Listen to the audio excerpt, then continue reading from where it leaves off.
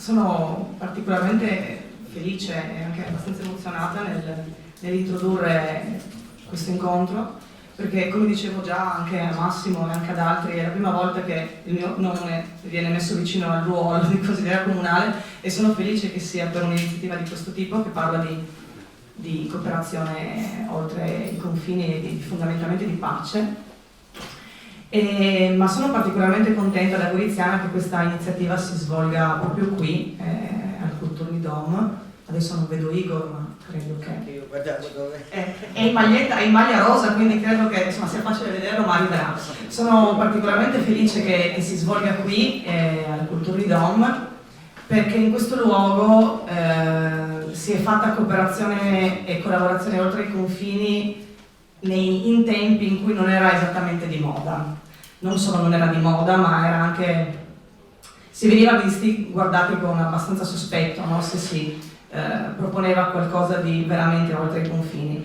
E il merito di questo luogo è il merito di Igor che sta arrivando. Sei arrivato quando ti ho nominato.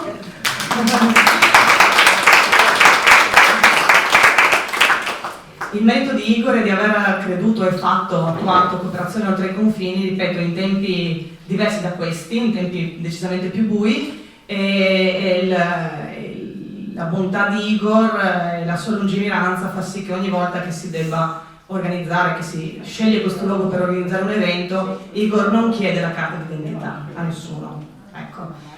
Ospita sempre tutti molto volentieri, che siano italiani, sloveni o di altre culture. E quindi questo luogo non poteva che svolgersi qua. E per quanto riguarda invece il resto, vabbè, i relatori ve li presenterà Enrico, e Rada vi parlerà dell'esperienza dei frutti di pace. Io cerco un attimo solo di contestualizzare cosa significhi qui a Gorizia la cooperazione oltre i confini. Fondamentalmente da goriziana percepisco due realtà, che è la realtà della politica e delle istituzioni che zoppica un po', che fa fatica, è lenta nel captare necessità, e fa fatica a digerire e a restituire un percorso storico che indubbiamente ha avuto un peso. Non lo fa sempre in modo, come dire, pulito, nel senso di intellettualmente onesto. E c'è tutta un'altra parte che invece ha uno sprint, una marcia in più, che è quello della società civile, che vive questo territorio da tempo come unico. Perché si fa presto oggi a riempirsi la bocca di città unica, territorio unico, però oltre a dirlo bisognerebbe crederci. E noi abbiamo avuto diverse esperienze, diverse testimonianze del fatto che a volte certe cose si dicono, certi slogan si pronunciano, ma poi ci si crede poco.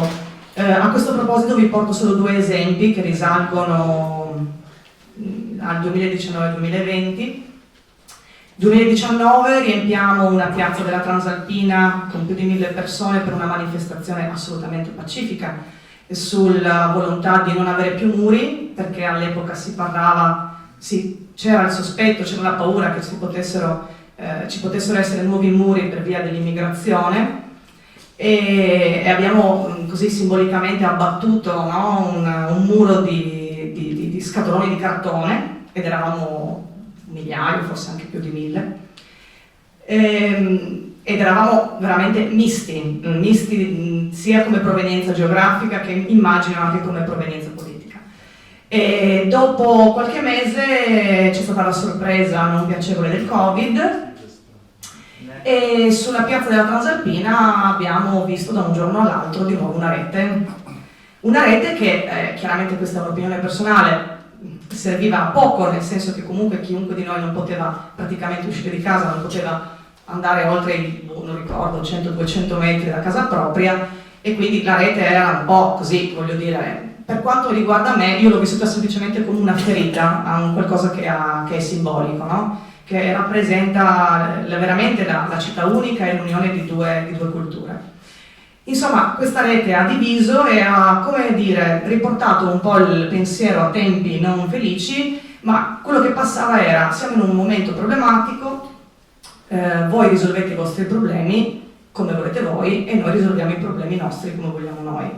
Bruttissimo, secondo me, messaggio, e soprattutto forse la perdita di un'opportunità, quella di dire abbiamo un problema che è comune, cerchiamo di magari risolvercelo assieme, no?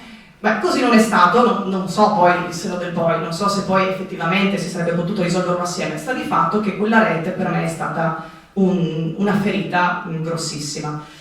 Però ci siamo sempre nelle due velocità, no? Allora, la politica, le istituzioni hanno messo la rete, però poi attorno a questa rete si è creato non so, una specie di ecosistema, un microcosmo di persone che si vedevano comunque, si scambiavano beni di prima necessità, facevano musica, addirittura giocavano a pallavolo, no? Quindi cosa significa? Significa che alla fine le persone hanno comunque bisogno le une delle altre, al di là di tutto, e anche se non era un bisogno reale, nel senso che il fatto che qualcuno mi portasse il pane dall'altra parte non era perché avevo bisogno del pane, il pane lo trovavo anche a casa mia, sotto casa, era perché c'era bisogno di continuare a riconoscersi, no? E quindi attorno a questa rete si è creato una bellissima realtà, ma sempre testimonianza del fatto che le velocità sono due, no? Le esigenze della popolazione e poi effettivamente quello che la politica riesce a fare. Ecco, io mi fermerei a questo tipo di cooperazione, a quella che di fatto mettono in campo le persone tutti i giorni. Penso, non so, alla generazione dei miei figli che mi si chiede perché mamma tu non parli la lingua slovena, e io faccio fatica a spiegare perché non parlo la lingua slovena, perché però la parlano, per esempio, no? Quindi questo dovrebbe fare la politica, dovrebbe veramente prendere come modello quello che la società civile chiede già da tempo, cioè il vivere, no? un territorio comune unico, non riempirsi la bocca di slogan e soprattutto non creare delle polemiche inutili, come è anche accaduto recentemente rispetto a vari panini di contrabbando o alla scritta a Tito sul Sabottino, andare veramente oltre e partire da quello che è stato creato attorno a questa rete. Ecco, io vi lascerei così, con questo spunto diciamo legato al territorio, e lascerei poi la parola ad Enrico che vi illustra i relatori.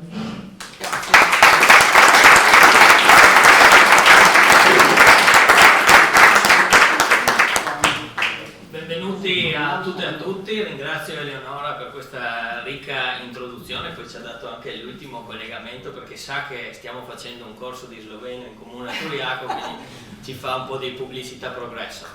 Ciò detto, siamo qua per un interessante, spero, convegno sulla cooperazione oltre confini e anziché presentare uno a uno adesso gli ospiti, lo farò cercando di essere il più breve possibile, lasciare spazio a loro perché il racconto interessante proverrà da loro e ve li introdurrò ogni volta che interverranno.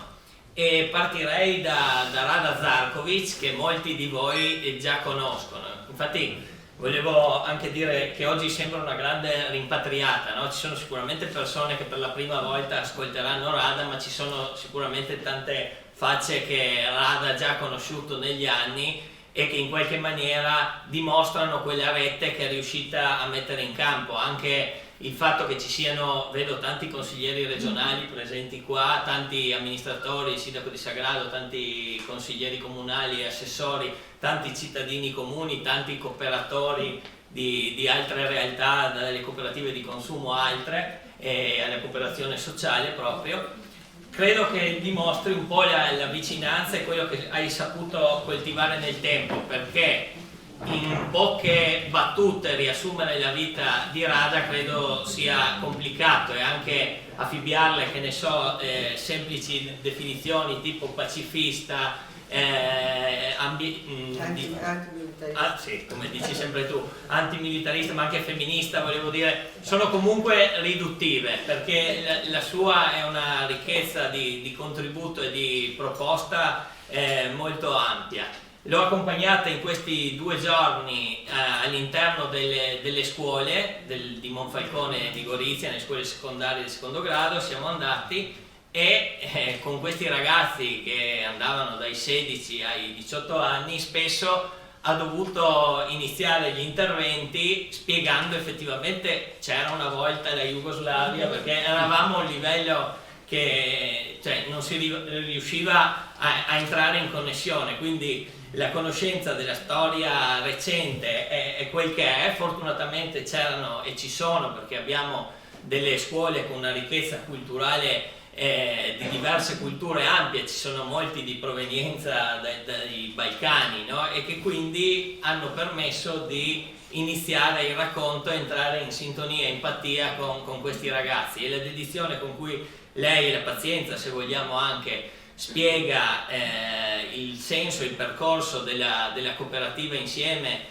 che assieme a Skender Roth, che è il direttore della cooperativa, hanno messo in piedi, fondato e portato avanti per lunghi anni, credo sia un aspetto molto importante. Vedete alcune foto, così chiudo questo intervento introduttivo, che scorrono. Sono 3 gruppi di foto, quelle artistiche, diciamo, sul lavoro della cooperativa le ha fatte Mario Boccia, che molti di voi sanno chi è, come fotoreporter, giornalista per lungo tempo del Manifesto, e rappresentano momenti di lavoro della cooperativa Insieme di Rada. Poi ci sono altri blocchi di foto, un gruppo di foto proviene proprio dalla pagina Facebook di Tenda per la Pace, che poi lei la racconterà, le esperienze delle scolaresche in visita in Bosnia, e un altro gruppo di foto invece proprio dai soci di Coop Nord-Est prima, Coop Alleanza 3.0 adesso,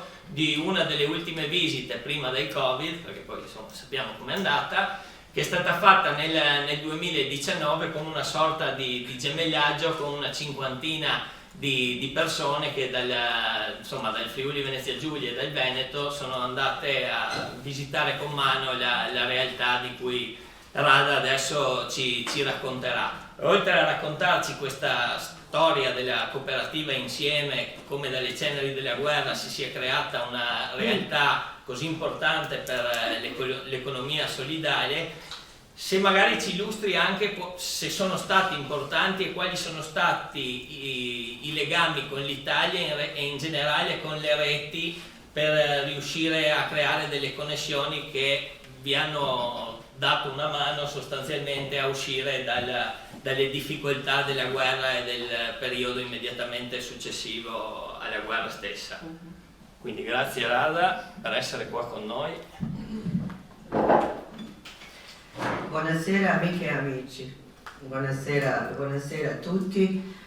Io prima che inizio devo dire a Mauro e Igor che stasera sto bene con la testa e non è che cado sul pavimento.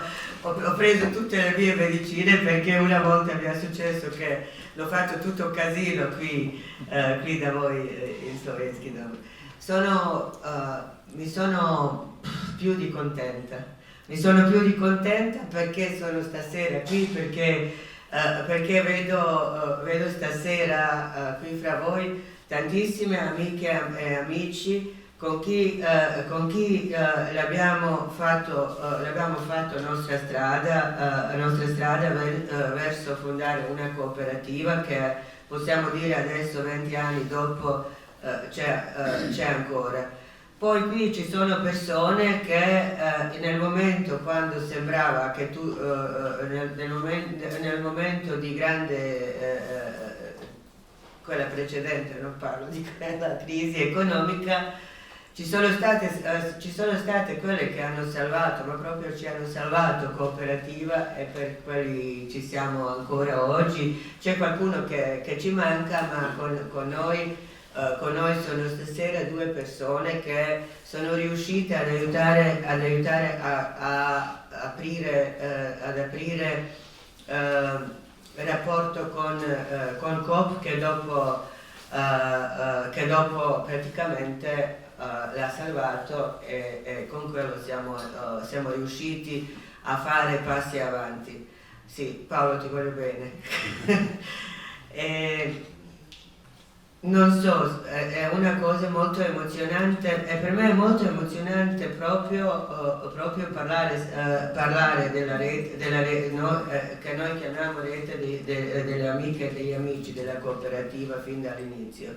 Perché cooperativa Insieme non è stata mai, anche se è nata in questo territorio di Valle di Drina, dove 1995 a luglio è stato un genocidio di oltre di 8.300 ragazzi, vecchietti, maschi della zona di Srebrenica, e noi siamo riusciti a lavorare insieme la gente di due etnie che 5 anni prima che noi abbiamo iniziato il nostro lavoro è successa questa cosa.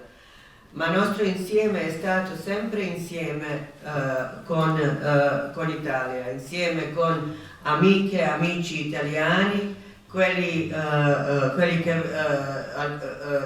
vedo stasera qui, quelli che ci sono in altre città in Italia, e poi per me personalmente che sono una pacifista femminista dalla vita, da tanti anni, per me il mio insieme è forse un po' di più di quello che pensano i nostri soci. Il mio insieme del nome della cooperativa insieme è anche insieme con le persone che non ci sono più, ma però che loro che forse quando sono andate non si parlava neanche, non si pensava della cooperativa, ma quello che loro hanno seminato in questa amicizia, in questo rapporto tra Bosnia e Italia, sono semi che dopo sono rimasti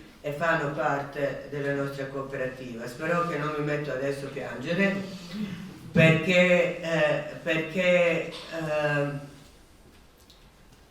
questa è una bellissima cosa. Io non so cosa più bello posso dirvi.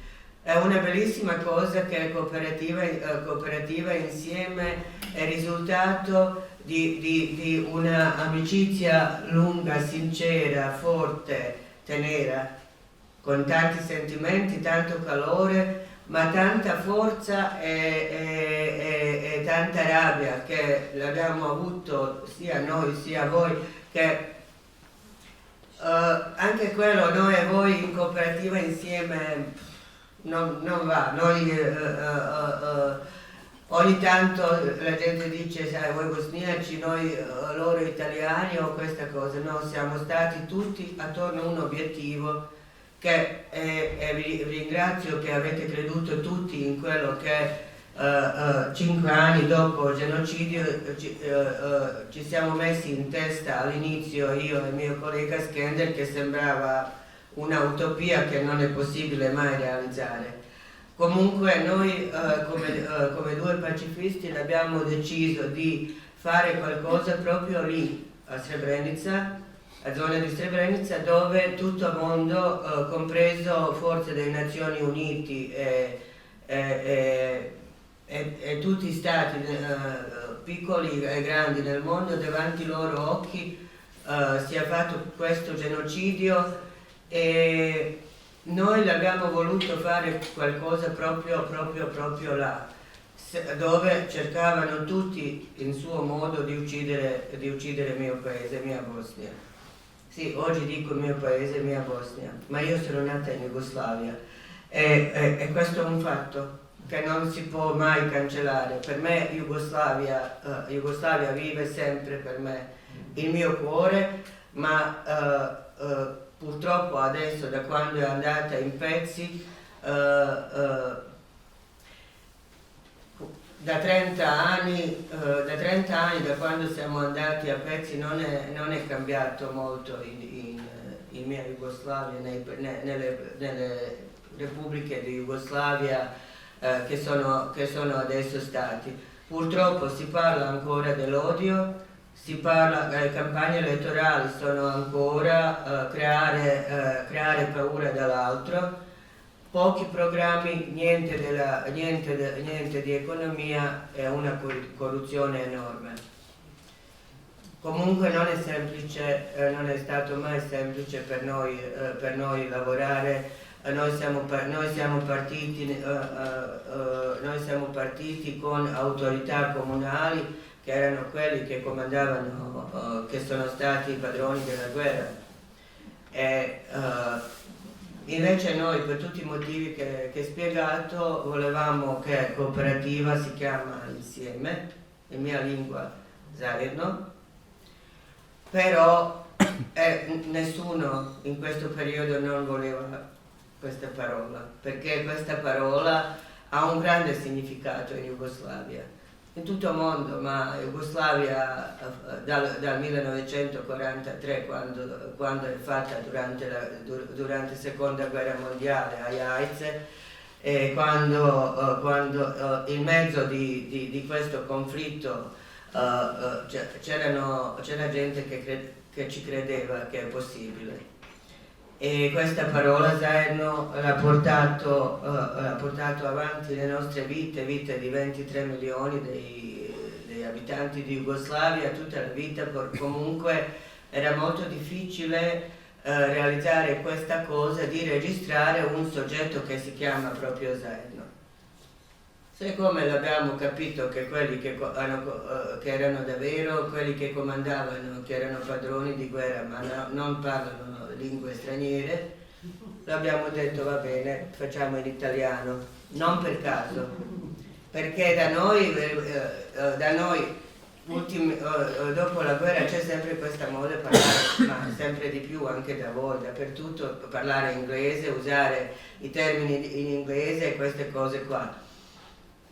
Però cooperativa insieme non c'entra niente su questa parola in inglese. Cooperativa insieme è una cosa che è nata proprio per amicizia con i nostri amici italiani, amici e amiche, per quello meritava proprio, se non è il nome in nostra lingua, che il nome deve esserci in lingua di nostre amiche e nostri amici.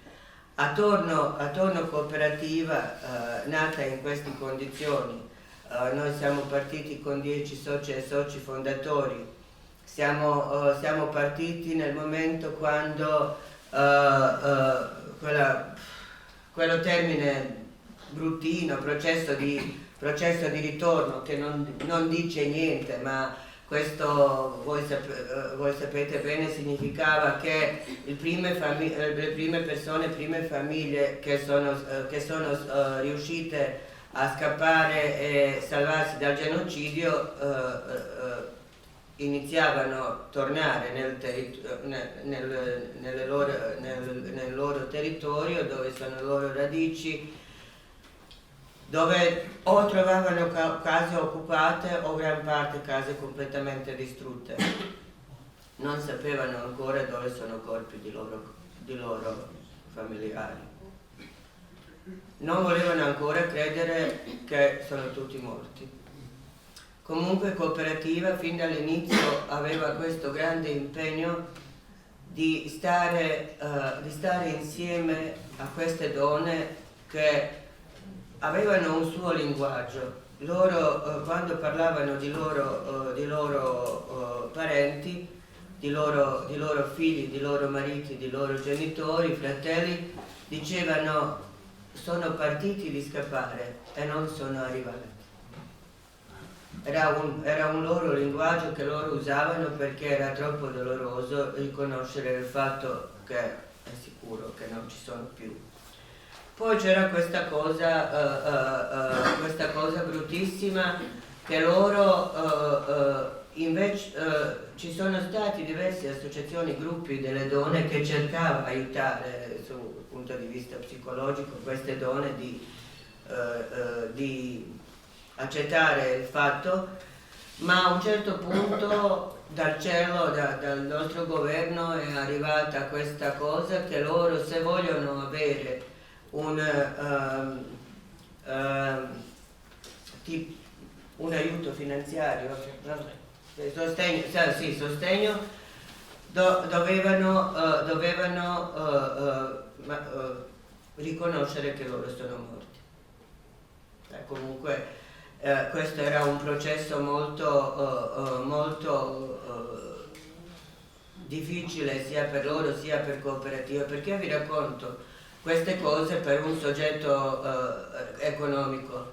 perché per noi la cooperativa insieme non è stata mai solo un progetto economico, anzi per noi cooperativa insieme è stata un progetto politico-sociale che attraverso rinnovo di un'attività economica radicata nel territorio, che è molto importante per sopravvivenza di un sogno, per portare avanti quello che sembra un sogno, un'attività radicata nel territorio e attraverso quello rinnovare la fiducia e una vita insieme, proprio insieme. Noi adesso, sì, per me Skender 20 anni sono stati l'anno scorso, perché noi siamo registrati ufficialmente legale come cooperativa 2003, ma noi l'abbiamo iniziato io e lui 2001. È stato sempre molto importante, è stata sempre molto importante vostra presenza di voi, nostre amiche e nostri amici, perché in questo caso questa gente che si sentiva lasciata da tutto il mondo sapeva che non è sola. Per quello è molto importante aiuto finanziario, aiuto che ci avete dato attraverso progetti, attraverso diverse iniziative, ma quella cosa che non si può quantificare è proprio questo, che noi sapevamo che non siamo soli. Io sapevo già prima, perché i miei rapporti, le mie amicizie, anche Skender, ma questa gente lì pensava, tutto il mondo guardava il 95 cosa è successo, poi purtroppo ancora oggi, dopo 27 anni, il mondo si presenta quando è anniversario e basta, il giorno dopo va via, nessuno non si interessa cosa succede a Srebrenica 12 luglio. Solo 11 luglio, ultimamente neanche ogni anno, ogni 5 anni, per quando sono anni, come si dice? Sì, Comunque siamo riusciti, grazie a voi, a riattivare un'attività economica che in questo territorio era tanti decenni prima della guerra, sia da una sia dall'altra parte di Drina, dall'altra parte di Drina c'è Serbia, che anche lì c'è questa attività di coltivare e produrre piccoli frutti, in particolare maline. Allora siamo partiti con questa idea, praticamente senza fondi, e lì si è fatto vedere quanto forte può essere una rete, quanto forte può essere una rete. All'inizio, mi ricordo quando abbiamo fatto il primo vivaio per produzione dei piccoli frutti, potevamo mettere su ogni pianta una targa con nome di associazione o sindacato o persona che ci ha aiutato. L'avete fatto tutti quel poco che si poteva fare, però tutte queste forze unite insieme ci hanno dato a noi possibilità di partire. In arco di 3 anni noi l'abbiamo prodotto oltre 1 milione delle piante e con queste piante dopo 2 anni abbiamo avuto anche i frutti, che non sapevamo cosa fare con quelli, perché i magazzini erano rimasti in Serbia dall'altra parte di Drina, quella che una volta univa, che adesso divide. Scusa, non ho parlato 3 anni italiano. Allora noi dovevamo pensare cosa fare questa cosa, perché i fondi che potevamo noi insieme ai nostri amici raccogliere, che ci sono serviti per tante cose di cooperativa, però per un impianto di congelamento e una sala per lavorare il prodotto non era possibile. In questo periodo purtroppo devo dire per il mio popolo che è molto cambiato da molto bravi lavoratori, lavoratrici, operai, operaie, da un popolo che era molto bravo e molto richiesto, operoso, siamo diventati spettatori dell'aiuto umanitario. Comunque la domanda famosa dappertutto che sentiva cosa distribuiscono, hai sentito che se qualcosa distribuiscono, quella è una delle cose più brutte per me, una mia grande delusione che io ho avuto dal mio popolo. La gente che sono solo aspettatori dell'aiuto umanitario, che sì, ci sono momenti quando hai bisogno proprio di aiuto umanitario, ma prima o poi bisogna andare avanti. Questa gente perde una cosa molto importante per ogni uomo: umanità e solidarietà, e poi dignità. In questo caso l'abbiamo dimenticato molto presto, parlo di miei bosniaci, di noi. L'abbiamo dimenticato molto presto che noi che l'abbiamo avuto solidarietà, che dobbiamo anche esprimere solidarietà per altri paesi che sono in problema. È mio dovere, come dovere di una donna, prima di tutto, di una mamma, adesso sono anche nonna, ma in questo periodo non ero, dovere di una pacifista, di una femminista era proprio quello, fare qualcosa di recuperare senso di dignità nelle persone che lavoravano in cooperativa attraverso un lavoro che ci permette loro a vivere da quello che hanno guadagnato con loro mani. Attraverso questo si è fatto tutto. Essendo non più solo spettatori ma soggetti delle sue vite, è ritornato dentro loro anche senso di solidarietà, e poi ci hanno trovato un'altra cosa molto importante per questo territorio, perché essendo tanti di loro in lutto, perché hanno vissuto perdite di sua famiglia, loro vivevano in lutto, in un dolore enorme che non erano chiusi in questo dolore, non potevano e non avevano capacità di sentire cosa è successo a quello vicino. Lavorando insieme, spalla a spalla, queste donne, poi anche dopo ci sono, adesso ce l'abbiamo anche ragazzi che sono cresciuti in nostra cooperativa, che sono tornati come ragazzi, poi hanno finito scuola, adesso sono operai che lavorano da noi. Noi siamo riusciti a fare una cosa meravigliosa, che loro non solo che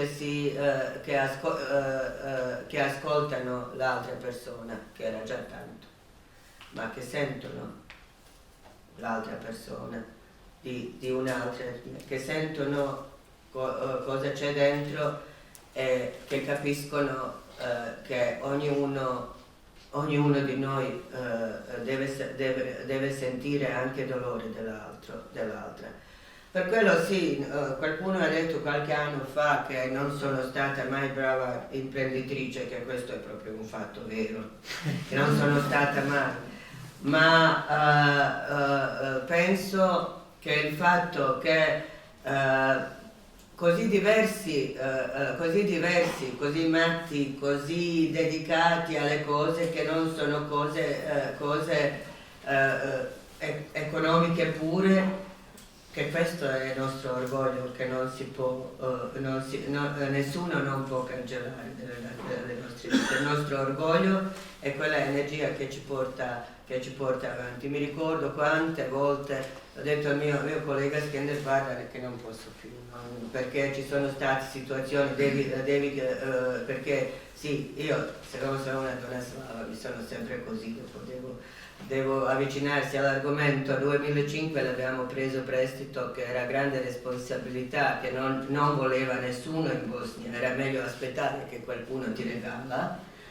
Noi l'abbiamo preso un prestito molto pesante, grazie a garanzie della rete delle amiche e amici di Cooperativa Insieme Italiana, che ci ha aiutato come garanti per avere questo prestito che il nostro paese non ci voleva dare nessuno, perché noi sapendo a che territorio noi lavoriamo come è rischioso e di poca sicurezza che ce l'ha. Allora noi ci siamo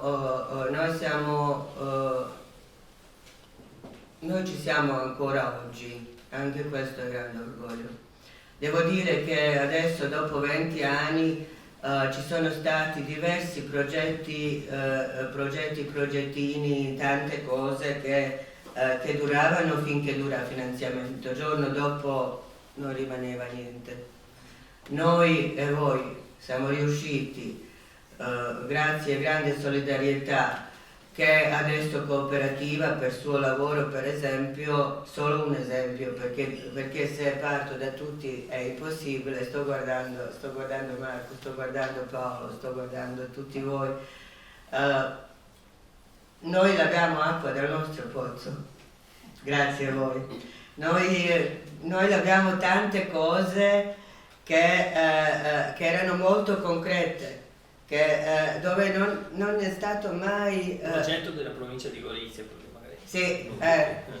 Sì, questo è uno dei progetti di provincia Gorizia. Comunque noi dalla provincia Gorizia avevamo 3 assessori e poi c'era sempre Paolo Zuliani con i nostri assessori, uno di quelli di Marco Marincic che stasera è qui con noi, poi Buttignone, poi Portelli, che purtroppo stasera non sono qui, ma per questa collaborazione, il fatto che noi con Gorizia potevamo sempre parlare delle necessità, non di un grande questionario, dopodiché non si sapeva per cosa serve quello che ti danno da grandi fondi europei, che sì, ce l'abbiamo bisogno tutti, ma l'aiuto concreto, diretto, che noi abbiamo avuto dal vostro territorio è stato per noi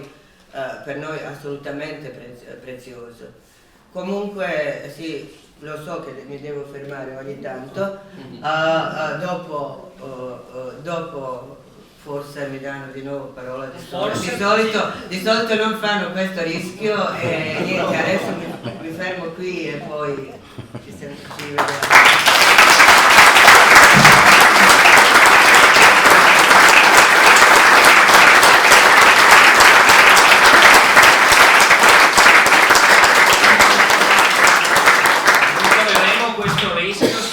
Perché Rada ha bruciato le 12 domande che ci eravamo diligentemente preparati.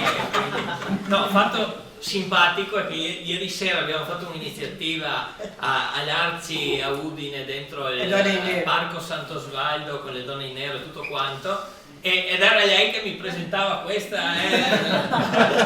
però oggi si è significativamente emozionata quando c'erano 2 ragazzi bosniaci al Fermi qua a Gorizia. E questi 2 ragazzi bosniaci, uno era ortodosso e l'altro musulmano, le hanno detto che sono migliori amici fra loro, no? Quindi sì. È stato... Comunque loro mi hanno detto noi siamo un esempio di quello che tu parlavi di Jugoslavia. Rielaborazione di quel lutto, no? E poi hai fatto il passaggio sul dolore, che insomma, sì. Potremmo citare De André, no? Che il dolore dell'altro non è dolore a metà. Vabbè. E introduco Leila Versnic che parla a nome della Tenda per la Pace e per i diritti di Stranzano, che per molti anni ha organizzato delle carovane della pace, che dopo entrerai tu nel dettaglio, e in Bosnia in particolare. Quindi volevo chiederti come mai avete individuato la Bosnia come luogo, insomma, come meta prescelta. Siete andati diversi anni lavorando molto sul concetto di memoria. Ti lascerei la parola non prima di aver ricordato che fuori c'è un banchetto gestito da Benkadi, quindi se vuoi dire anche due parole sull'associazione Benkadi e sul concetto di commercio equo e solidale, perché un canale in cui passano i frutti di pace di Rada, cioè le marmellate, i succhi, è sicuramente quello della grande distribuzione organizzata dentro Coop, ma un altro canale è quello dell'equo e solidale, quindi se riesci a farci... Allora, buonasera a tutti e a tutte, grazie Enrico.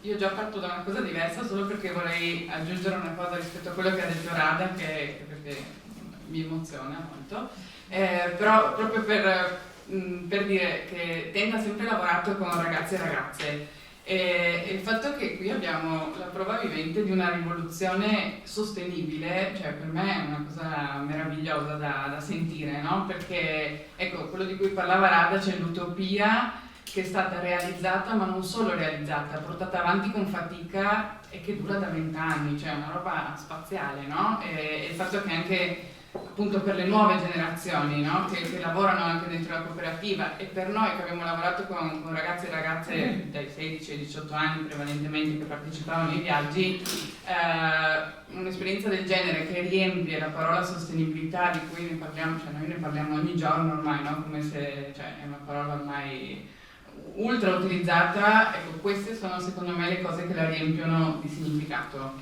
ecco, questo per l'inciso. E appunto Tenda era un'associazione di promozione sociale, nel senso che l'abbiamo chiusa formalmente l'anno scorso, ma rimane un gruppo molto bello di persone, prova che siamo tutte e tutti qui.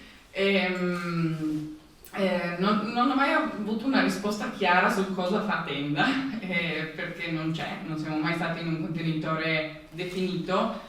Credo che ci siamo sempre un po' attivati laddove i diritti, come dice il nostro nome, vengono minacciati, non sono garantiti e non vengono rispettati.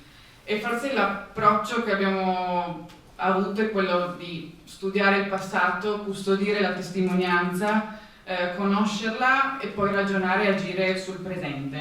E su questo concetto direi che abbiamo ideato i viaggi di formazione nei Balcani, non solo in Bosnia ma anche in Croazia, sulle tracce dei nazionalismi del Novecento, costruendo dei percorsi che andavano da Jasenovac a vedere, a toccare con mano, no? Quello che è stato fatto dal governo Ustascia, fedele alleato del nazismo, poi cosa è stato fatto dal nazifascismo anche in Croazia, cioè, insomma, ripercorrendo le storie delle persone. Ma anche, come dicevo prima, ragionare sul presente, perché ovviamente noi attraversiamo dei confini, no? Li abbiamo sempre cercato di abbattere, però nel nostro presente sappiamo bene che sono confini attraversati, no? Vissuti dalle persone che arrivano qui. E quindi, come dire, no? Dal passato a fare questo salto costante dallo studio, dal chiedere tutto quello che potevamo al passato, ma sempre con uno sguardo attento, specie per i ragazzi e per le ragazze, sul loro presente e sul loro futuro, sul nostro vivere.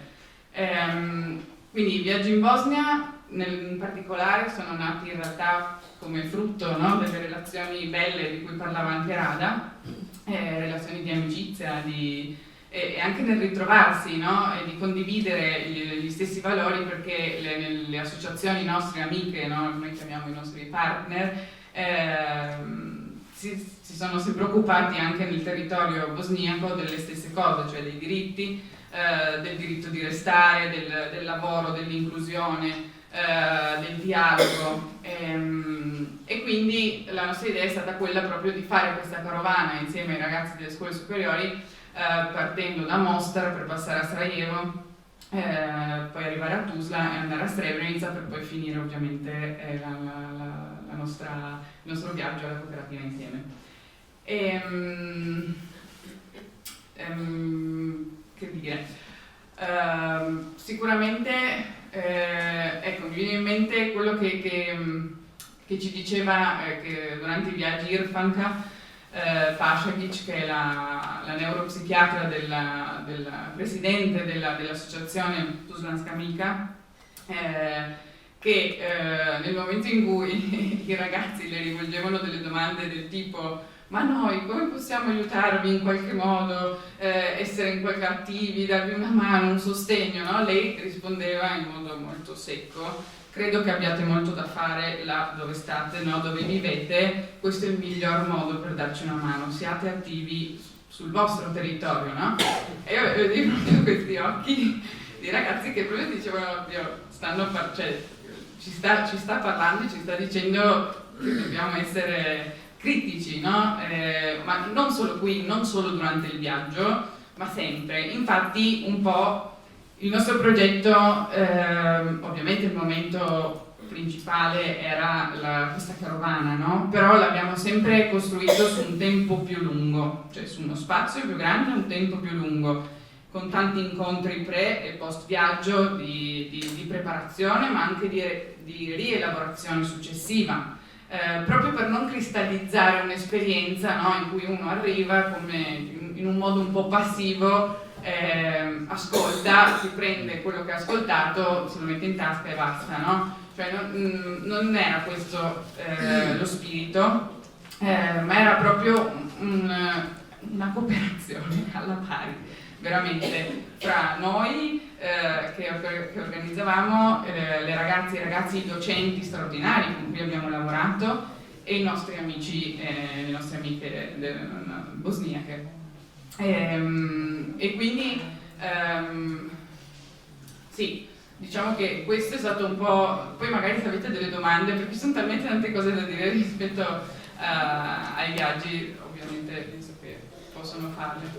Sì, ovviamente, come dicevo prima, noi l'ultimo viaggio l'abbiamo fatto nel 2019. Ecco, un'altra cosa che sicuramente è un aspetto caratterizzante, quando vi dicevo che i viaggi sono nati nel 2010, li abbiamo portati avanti fino al 2019, prima del Covid ovviamente, e in questi 9 anni l'abbiamo sempre ripensato, abbiamo discusso, abbiamo litigato, abbiamo cercato sempre di rinnovarlo, perché le cose cambiano le persone, certe non ci sono più, e cambiano i contesti, le cose che ci vengono dette, e quindi c'è un bisogno di una continua rielaborazione. Uno degli ultimi viaggi siamo andati a visitare ovviamente a Sarajevo, no? Uno dei simboli della città, che è la biblioteca La Viecnica, la biblioteca che è stata bruciata e che appunto rimane ancora oggi un simbolo fortissimo della città e anche testimone, no? del conflitto. Uscivamo dalla biblioteca di fronte, cioè dall'altra parte della riva della Miljacka, c'era un parco dove sostavano 200-300 migranti, cioè persone che appunto attraversano quei confini. Quindi nel momento in cui noi come dire, facciamo i conti col passato, cerchiamo di mettere in connessione i ragazzi con queste storie, poi le persone escono e vedono questa situazione. Non puoi non prenderla in considerazione e devi in qualche modo ragionarci, discutere e includerle, perché altrimenti è un lavoro inutile, no? Mi sono persa, sì, quello che mi diceva Enrico prima.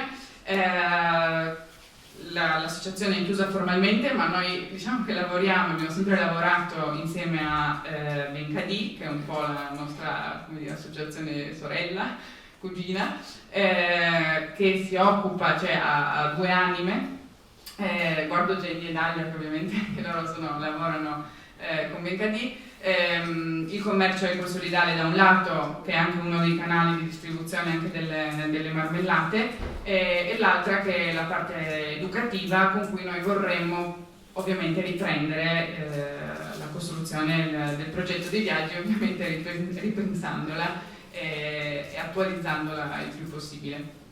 Grazie.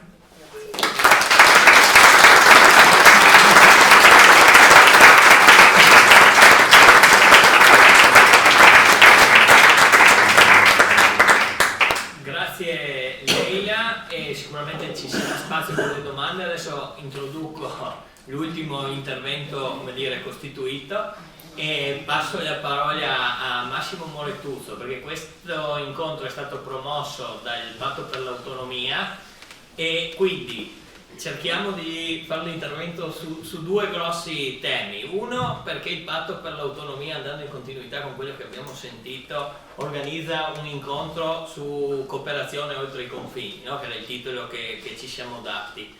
E poi avevamo un grosso problema pratico che Rada produce con tutti i suoi collaboratori marmellate e succhi, ma mangiare le marmellate senza una base era un po' complicato. Ma Massimo, fortunatamente persona eclettica, prima di fare il consigliere regionale ha anche fatto il sindaco a Beneto di Tomba e assieme a una serie di altri comuni del Medio Friuli hanno fatto una cosa che nell'Isontino ancora sembra utopica per l'appunto, no? Che sono quei distretti di economia solidale, creando le condizioni per costruire una cooperativa agricola di cui vi parlerà direttamente lui, che panificano e quindi ci racconta una storia che per noi effettivamente è fuori dal comune e che abbiamo pensato di associarla a quella della cooperativa insieme. Massimo. Bene. Allora, piacere, buonasera a tutte e saluti, buonasera a tutte e a tutti anche da parte mia. Perché il Patto per l'Autonomia organizza un incontro qui su questo tema, dicevo? Beh, innanzitutto perché lo fa qui. Io raccolgo le parole di Eleonora prima che ringrazio anche per il saluto iniziale, perché il Kulturmidom è il Kulturmidom e noi stiamo dalla parte del Kulturmidom, diciamola così. Io ringrazio anche Igor per l'ospitalità, credo che questo luogo sia un luogo simbolo per tanti aspetti, no? Un luogo dove si parlano lingue diverse, dove la cultura slovena, friulana, persino quella italiana trovano casa, no? E stasera parliamo in lingua franca. Credo che sia importante, quindi grazie davvero, questo è un luogo pieno di significati e per noi è davvero un piacere e un onore essere qui.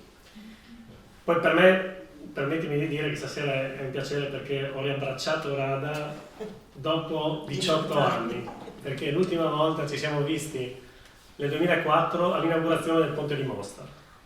È stata un'occasione per noi, per quanto mi riguarda, straordinaria.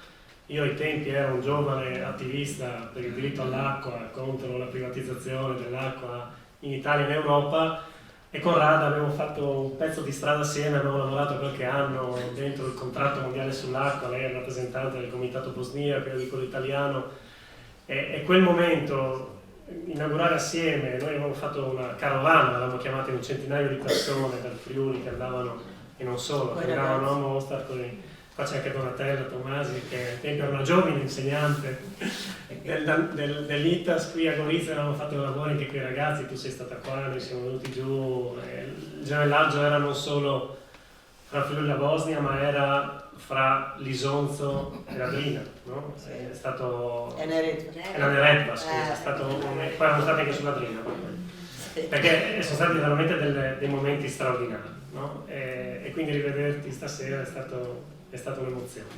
E ho nelle orecchie ancora i canti delle donne di Srebrenica, no? Quando ci hanno accolti raccontandoci di quello che stavate cominciando a fare perché eravate proprio all'inizio. E quindi già questo valeva la serata, potevo finirla qui perché insomma è stato straordinario. E poi era importante per noi continuare un po' il ragionamento che abbiamo iniziato a fare la settimana scorsa. La settimana scorsa eravamo a Spilimbergo, in una sala fortunatamente granita come questa, sul tema della pace. No, stasera c'è anche la bandiera della pace che portiamo sempre nei nostri incontri, perché sembra che non se ne parli, no? Sembra che quando esponi con la bandiera oggi sei quasi filoputiniano, no? Noi non siamo filoputiniani, però crediamo che la pace sia un valore da perseguire, sia importante, ci tengo anche, ringrazio anche lei per la sua presenza, la rappresentanza della tenda, perché ragionare di cooperazione oltre ai confini del Novecento significa ragionare di una prospettiva e una possibilità che diamo alla pace. E dobbiamo costruirla, io credo anche così, perché se aspettiamo che qualcuno a Bruxelles piuttosto che a Roma o da altre parti, oggi cavi qualcosa dal cilindro, credo che faremmo un cattivo servizio a chi oggi invece soffre per situazioni di conflitto. E a Spilimbergo nel discorso abbiamo parlato appunto di pace, di Balcani, di rotta balcanica, quindi di quelli che sono gli impatti anche rispetto alle persone che si spostano attraverso i Balcani oggi, e c'era il coro canto spontaneo, Voci dal mondo. Voci dal mondo, Giampaolo, il mio collega in consiglio regionale, quest'estate ha partecipato a una carovana a Sarajevo con una serie di cori che attorno appunto allo strumento del canto hanno costruito un percorso di pace nella via comune. Quindi è un po' un continuo, ecco, per noi crediamo sia importante. Crediamo sia importante partire anche dalla volontà di costruire un pensiero un po' eretico, no? Il nostro amico comune Angelo Floro usa spesso questa espressione sulla necessità, lo conosci anche tu, lo conosci tu che Stasera non poteva assolutamente divenire. Un pensiero eretico perché crediamo che oggi nel mondo in cui stiamo vivendo sia importante sperimentare, no? Delle proposte che siano altre rispetto a quella che una volta veniva chiamata la logica del pensiero dominante, no?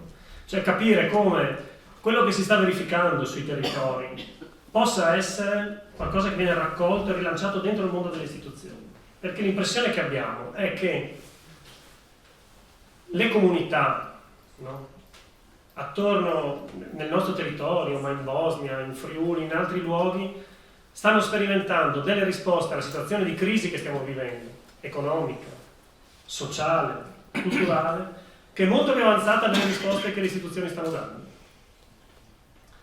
Guardate, anzi stamattina, eravamo in Consiglio regionale in aula a Trieste e io e Giampaolo abbiamo presentato una mozione sul tema dell'acqua, tanto per cambiare, in cui, che poi è stata sottoscritta anche dai colleghi del gruppo dei 5 Stelle, saluto Ilaria che è qui presente, in cui chiedevamo sostanzialmente di aumentare i canoni di concessione per le acque minerali in bottiglia. No? Voi sapete forse che in Italia, l'Italia è il secondo paese al mondo per consumo di acqua minerale in bottiglia, dopo il Messico, dove evidentemente la qualità della rete idrica è un po' diversa dalla nostra, e questo ha un impatto enorme dal punto di vista ambientale, di miliardi di tonnellate di plastica, eccetera, eccetera, eccetera. Le società che producono acqua minerale in bottiglia pagano dei canoni che sono di 0,06 centesimi al litro, imbottigliato più o meno. E hanno dei volumi d'affari in Italia che è attorno ai 4 miliardi. Quindi utilizzano un bene comune, una cosa che in Italia, non dimentichiamoci, 11 anni fa, referendum, 27 milioni di cittadine e cittadini italiani hanno votato perché l'acqua venga riconosciuta come un bene comune e non sia soggetto alle logiche del mercato, e questi oggi con quel bene comune che appartiene a tutti stanno facendo profitti colossali. In Friuli Venezia Giulia, posto che l'assessore non ha reso pubblici i dati delle ditte che imbottigliano acqua, no? C'è stata una richiesta di accesso agli atti e ha detto che non si può dire quanto ogni singola società produce e quanto paga, perché si lede la libera concorrenza. Il mercato fa anche queste alchimie. Però sappiamo, guardando il bilancio regionale, che oggi la regione Friuli Venezia Giulia incassa 100.000 euro all'anno di canoni di concessione di acque minerali, a fronte di fatturati che superano qualche centinaio di milioni. No? Allora, per dire cosa? Che il Consiglio regionale oggi di Friuli Venezia Giulia a maggioranza ha bocciato una richiesta che sembra una richiesta di buonsenso, cioè quella di dire non si può fare profitti sconsiderati su un bene che appartiene a tutti, e che in virtù anche di quello che ci aspetta, no? Non solo nei prossimi anni ma già ora, in termini di siccità, dobbiamo agire in modo diverso. E invece le comunità si stanno mobilitando su questo. Le comunità sono quelle che sul tema dell'acqua hanno fatto dei percorsi straordinari negli anni. L'hanno fatto in Bosnia, l'hanno fatto in Friuli, l'hanno fatto in modo clamoroso 11 anni fa con il referendum, e lo stanno facendo tutelando torrenti naturali, lo stanno facendo preservando beni dall'assalto dei grandi poteri economici. Penso al lago di Cavazzo, dove la SIO, le 7 sorelle del petrolio, vogliono fare un impianto di cogenerazione a metano che avrebbe un impatto devastante dal punto di vista ambientale, no? 28.000 tonnellate di CO2 emesse all'anno, 30 tonnellate di ossidi di azoto. Poi andiamo a vedere i conti e lì la SIOT, quindi Exxon, Shell, eccetera, eccetera, farebbero profitti per 4 milioni e mezzo all'anno per un impianto. E lì le comunità invece si mobilitano. No. Gli assessori, i presidenti di giunta regionale no, ma le comunità si stanno mobilitando. Allora rispetto a questo noi crediamo, perché siamo un partito un po' strano che insomma fa queste cose qui, fa le iniziative assieme ai banchetti del commercio eco, perché crediamo che queste siano le cose che devono essere portate dentro il mondo delle istituzioni. Crediamo che sia importante dare voce, immaginare appunto come queste esperienze che arrivano dalle comunità possono tradursi anche in proposta politica, nel senso ampio del termine, e anche istituzionale. E allora arrivo, per non farla lunga e lasciare spazio poi alle domande, a quell'esperimento che dicevi tu rispetto al pane e farine da Friuli di Mirce, l'abbiamo chiamato così il progetto, volutamente in friulano, perché la diversità vale sempre, no? Anche dal punto di vista linguistico e antropologico.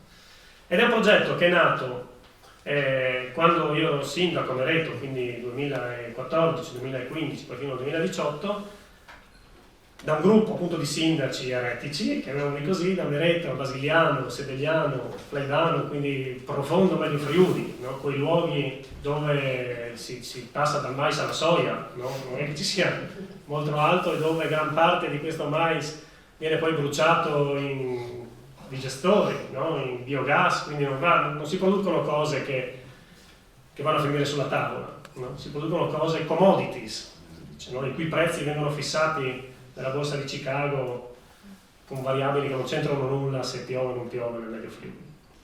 Ebbene, a quel punto, in quel territorio, in quegli anni, abbiamo provato a pensare se era possibile, assieme alle aziende agricole di quel territorio, immaginare percorsi altri, e quindi immaginare una cosa rivoluzionaria come quella di produrre qualcosa che finisse sulle tavole delle persone.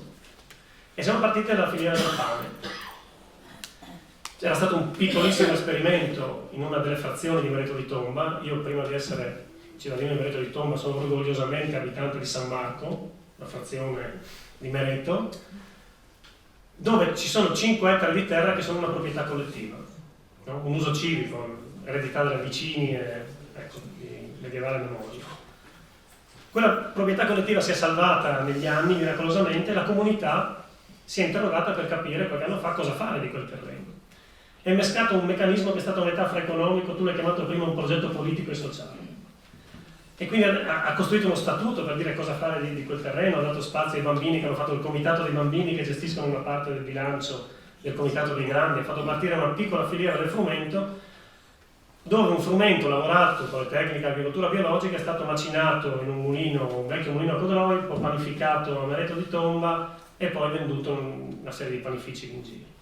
Quel primo esperimento ha dato dei risultati incredibili, perché il frumento è finito subito, stiamo parlando di stupidaggine, 50 quintali, ma è successo il fatto che la gente ha vissuto quella cosa quasi in modo identitario, cioè diceva che chi ha nel pan fa con la farina dei nostri schiavi, il pan è fatto con la nostra farina, questo qui non arriva dall'Ucraina o dal Canada, come succede per gran parte del pane che mangiamo noi, è qualcosa che viene dalla nostra terra. E quella terra lì arriva da quelli che hanno preceduto la nostra generazione per centinaia d'anni. Ed ha avuto anche successo economico, perché poi alla fine bisogna fare impresa, no? Sostenibile, solidale, cooperativa, ma alla fine un euro magari non deve avanzare. Beh, il primo esperimento fatto in quel comitato di frazionisti di San Marco, in un paese di 400 abitanti, io al tempi ero quando il partito all'inizio, quindi prima che facessi il sindaco, insomma, facevo parte di un gruppo di scapestrati che è stato brutalmente attaccato dagli anziani del paese che dicevano prima ma dateli in affitto che campi, cosa vi potete fare, e invece noi il sabato e la domenica andavamo là a arare, a seminare, insomma ci siamo anche divertiti un sacco. Però alla fine la cosa interessante è che quei 50 quintali di frumento hanno reso in termini economici 4.400 euro, non mi ricordo la cifra, che vuol dire circa 80 euro al quintale. 80 euro al quintale, in quell'anno il frumento veniva pagato 18 euro dal mercato. Allora si è accesa una lampadina, ma com'è possibile? Cioè, una roba di comunità fatta così per scherzo rende più di 4 volte quello che rende il mercato. Probabilmente è successo qualcosa di sbagliato, perché il mercato non si può mettere in discussione, dicono, no? Le regole della libera concorrenza.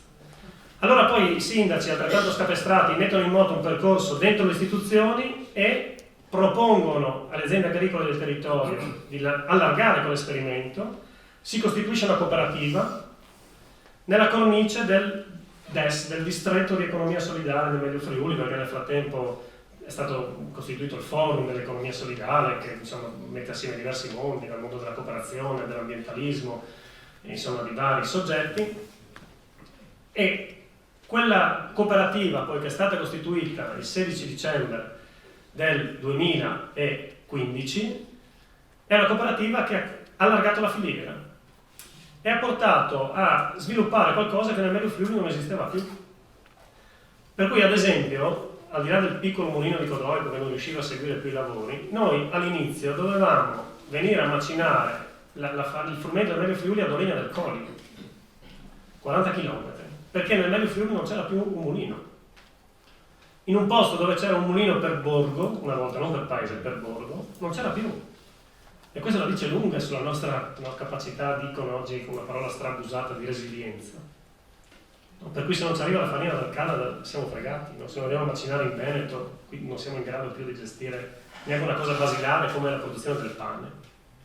Allora si è aperto poi un mulino in un paese vicino, a Galleriano di Lestizza, hanno cominciato una serie di botteghe, di panifici a vendere, a trasformare la nostra farina, finché poi lo scorso anno è successa una cosa altrettanto straordinaria. Quel progetto poi ha fatto lavori con le scuole, adesso non la faccio tanto lunga, è stato segnalato come una delle esperienze più interessanti da Legambiente a livello italiano, con una presentazione in Parlamento, Oscar Green di Coldirex, varie robe.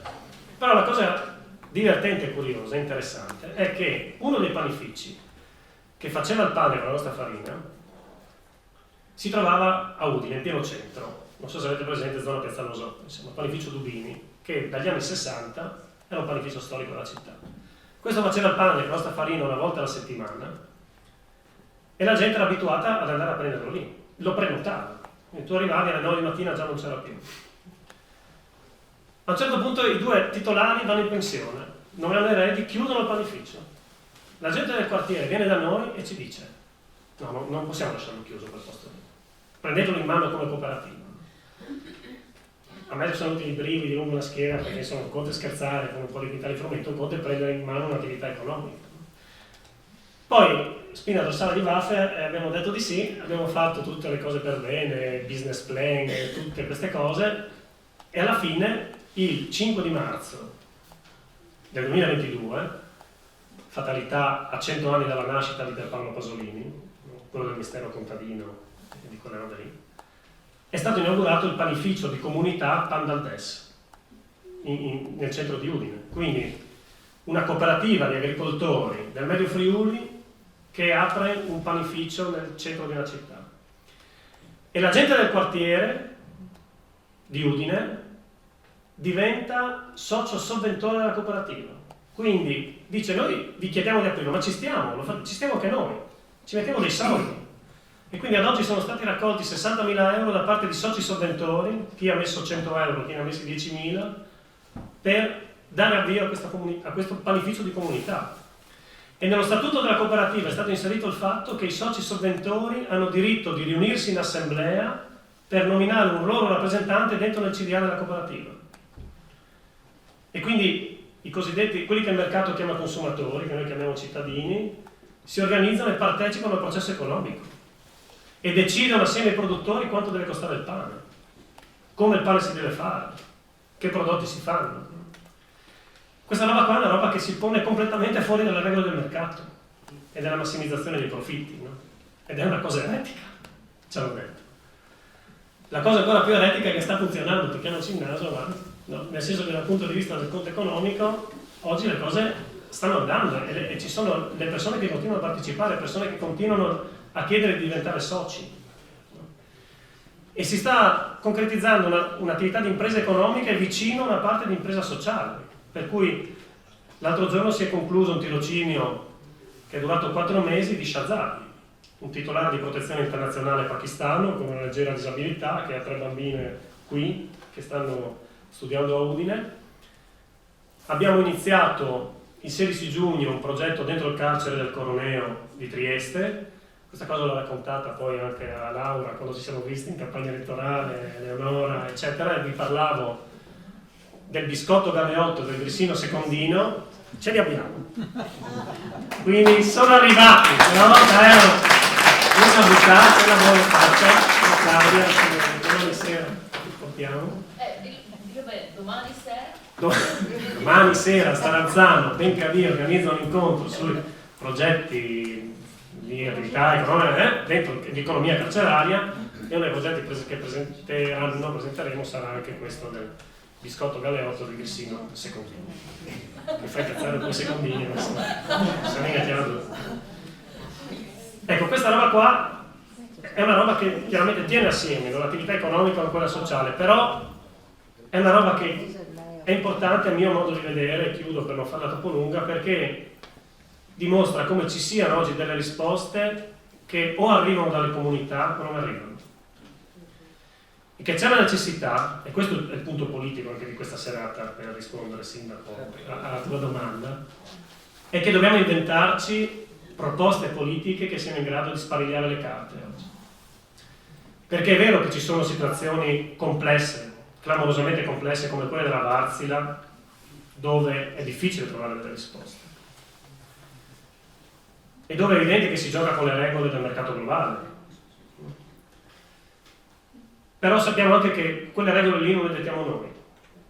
Non le detta sicuramente la Regione Friuli Venezia Giulia, non le detta neanche il Parlamento italiano, perché oggi il CDA di Google conta molto di più del Parlamento italiano, a naso.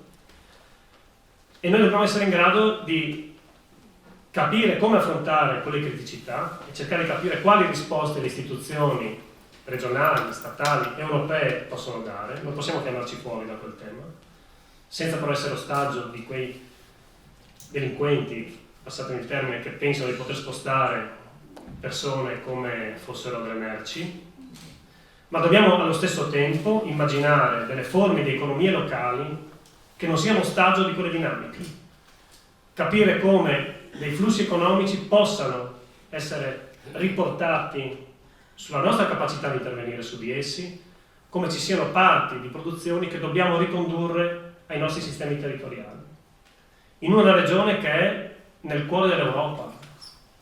No? Noi siamo più vicini a Sarajevo che a Roma e dobbiamo essere in grado di giocarla questa posizione, di capire come queste prospettive economiche non possono che essere una prospettiva fortemente ancorata alla dinamica europea.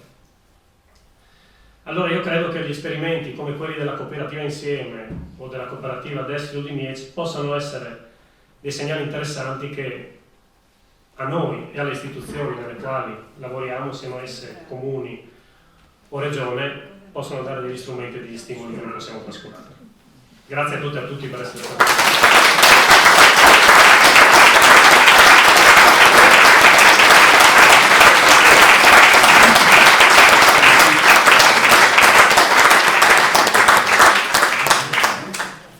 Chiaramente capirete che fare delle conclusioni su 3 realtà così diverse diventa quasi impossibile, quindi preferiamo lasciare un po' di spazio, avremo una mezz'oretta? Non so, vabbè. Un po' di spazio per interventi, domande se avete la voglia di farle. Abbiamo anche magari noi è un po' più semplice trovarci, ma l'ADA viene a trovarci, Covid permettendo, 1 o 2 volte all'anno, no? E quindi se qualcuno vuole intervenire pregherei di stare in tempi contenuti in modo che eventualmente ci possiamo lasciare spazio a tutti quelli che vogliono intervenire.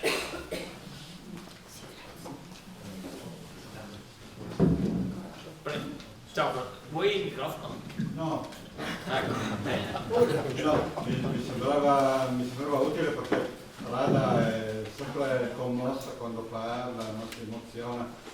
È simpatica ma anche molto empatica, però per esempio potrebbe dare qualche dato su quanti sono gli addetti che lavorano nella cooperativa e quante famiglie sono riuscite a coinvolgere in una realtà, no, come quella di Bratona, che penso sarebbe importante per chi non la conosce.